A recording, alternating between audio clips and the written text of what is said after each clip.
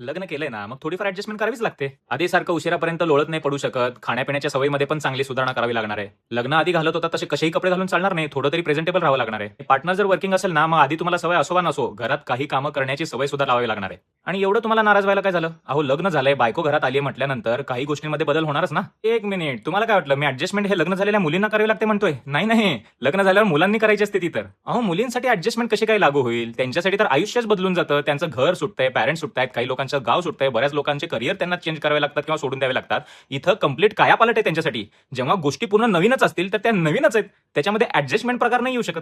थोडीफार ॲडजस्टमेंट करावी लागते हे आपण कुठे म्हणू शकतो? जेव्हा तुमच्या रोजच्या रुटीनमध्ये लाईफमध्ये फारसा मोठा बदल होत नाहीये, काही गोष्टी नव्याने येत आहेत त्या तुम्हाला ॲक्सेप्ट करायच्या आहेत. त्याला म्हणतात ॲडजस्टमेंट. मग ही ॲडजस्टमेंट मुलांनाच करावी लागणार आहे. मुलं आधी घरात गबाळ्यासारखे राहत होते तसे राहू शकत नाहीत. बायको आहे म्हटल्यानंतर बाहेर जाताना घरात सुद्धा प्रेझेंटेबल राहावं लागतं. वेळेवरती उठायला पाहिजे, काही खाण्यापिण्याच्या चांगल्या सवयी रुटीनमध्ये आणल्या पाहिजेत. म्हणावं तेव्हा चहा, म्हणावं तेव्हा नाश्ता असं नाही करू शकत. आणि पार्टनर वर्किंग म्हणजे पार्टनर फक्त हसबंडच नाही ना, मुली सुद्धा वर्किंग आहेत आजकाल सगळ्या. त्यामुळे त्यांना सुद्धा घरातल्या कामाचा लोड जमणार नाही. आज सगळ्या मुली शिकलेल्या आहेत, वेल एज्युकेटेड असल्यामुळे त्यांना पण त्यांच्या आई वडिलांनी काय अगदी लहानपणापासून घरची कामं करायला ट्रेन केलेलं नाहीये. त्यांना सुद्धा सवय नाहीये या गोष्टींची. मग घरी आल्यानंतर तुमच्या दोघांचा संसार आहे ना, तुम्ही दोघांनी मिळून करायचा आहे. बरं, तुम्हाला जर म्हणायचं असेल की फायनान्शियल गोष्टींच्या बाबतीत मुलींनी ॲडजस्टमेंट केलं पाहिजे, खूप साऱ्या मोठ्या डिमांड्स ठेवू नये, घरातली आपली फायनान्शियल पोझिशन काय आहे त्याच्यानुसार स्वप्न रंगवली पाहिजे. घरामध्ये जर कोण आजारी असेल तर त्यांना काय हवं नको ते बघितलं पाहिजे. थोड्या घरातल्या गोष्टींची जबाबदारी घेतली पाहिजे मुलांच्या बरोबरीने.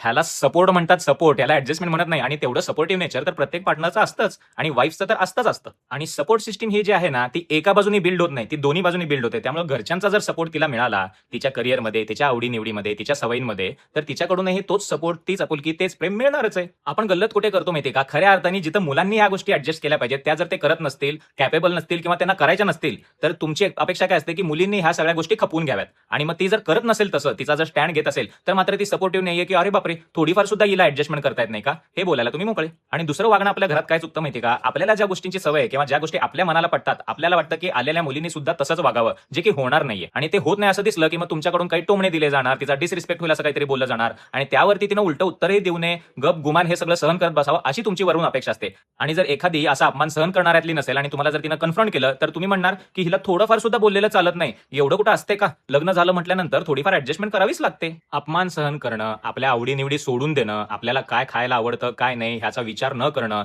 स्वतःला बागे ठेवून समोरच्यांचा कायम विचार करत राहणं, स्वतःचं आयुष्य जगणं सोडून देणं, याला ॲडजस्टमेंट म्हणत नाहीत. आणि प्रश्न जर ॲडजस्टमेंटचाच असेल आणि त्यामुळेच जर संसार चालणार असतील ना, तर ज्यांच्या आयुष्यामध्ये खूप मोठा बदल घडलेला नाहीये, अशा लोकांनी करावी थोडीफार ॲडजस्टमेंट. काय होते त्याला? बघा आता तुम्ही तुमच्या संसारामध्ये खऱ्या अर्थाने ॲडजस्टमेंट कोण करतंय आणि सपोर्टिव्ह कोण आहे? तुम्हाला जर माझं म्हणणं पटलं असेल ना, तर व्हिडिओला जास्तीत जास्त शेअर करा. भेटूया परत. धन्यवाद.